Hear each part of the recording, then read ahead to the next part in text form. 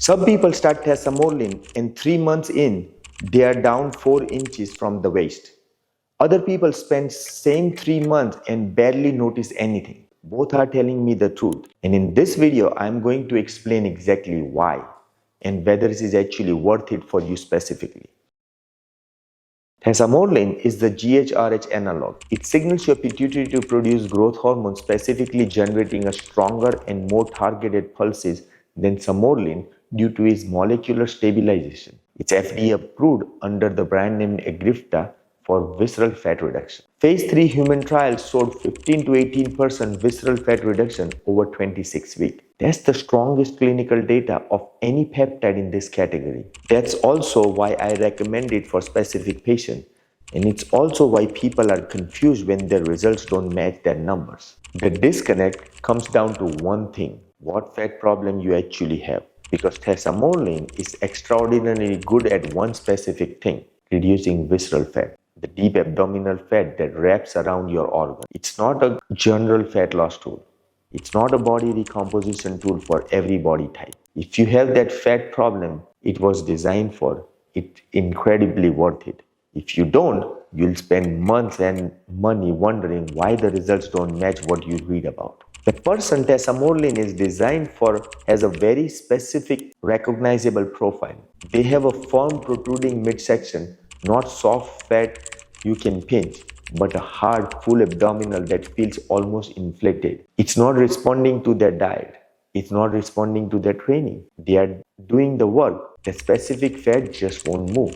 This is visceral fat. It sits deep inside the abdominal cavity, surrounding the organs, and it has the high growth hormone receptor density. That's exactly why Tesamorelin's growth hormone stimulation is so effective on it. This patient shows up most often in men in their 40s and 50s, when declining testosterone and growth hormone have shifted fat storage towards the visceral compartment. In postmenopausal women where estrogen decline has changed fat distribution in a way that feels sudden and completely resistant to everything they try. In people with elevated fasting triglyceride, insulin resistance, or metabolic syndrome, where visceral fat and metabolic dysfunction are feeding each other. If your midsection looks and feels like that description, Tesamorelin is worth every conversation it takes to get access to it properly. If your fat is primarily subcutaneous, the soft, pinchable kind, distributed broadly across your body, Tesamorelin is not the right tool. Sub-Q fat respond better to sustained calorie deficit, hormone optimization, more broadly, and compounds like AOD 9604 that directly targets fat cell release mechanism. Tesamorelin's strength is visceral specificity. If you don't have significant visceral fat, you are using a precision instrument for a problem it wasn't calibrated for. If you want broad optimization, better sleep, better recovery, improved body composition over time, cognition improvement, Sermorelin covers more ground. Tesamorelin does one thing with extraordinary evidence. Sermorelin does many things with good evidence. The decision between them starts with understanding which problem you are actually trying to solve. And if you don't know whether your fat is visceral or sub-Q, the basic waist circumference measurement paired with a metabolic panel will tell your provider a lot. That conversation takes 15 minutes and it completely changes which tool makes sense for you. When someone comes in telling me Tesamorelin didn't work and I dig into what their protocol actually looked like, it almost always comes down to one of three things: wrong timing, wrong patient profile, or no calorie context. Timing first.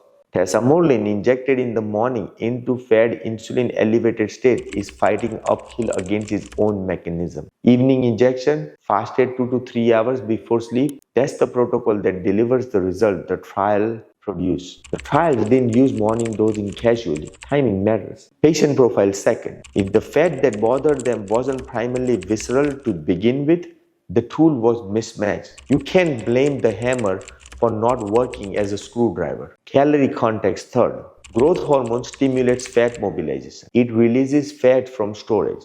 But if there is no calorie deficit for that fat to fill, it recirculates back into storage. Tesamorelin is not a substitute for nutrition. It's a tool that works with a nutritional context that supports fat oxidation. All three of these are fixable. None of them are reasonable to conclude Tesamorelin didn't work. There is a reason to conclude the protocol wasn't right for that person's specific situation. For the right person, yes, absolutely worth it. If you have a significant visceral fat, a metabolic syndrome pattern, a firm midsection that has raised everything you have tried, and you are willing to run the protocol correctly, Tesamorelin can produce results that nothing else I have seen clinically comes close to matching for that specific fat problem. The 15 to 18% visceral fat reduction from the phase 3 trial is not marketing, it's a controlled human data. And we see that translate in real patients when the protocol is right. For the wrong person, it's an expensive 6 months of wondering why nothing's happening. Not because the compound failed,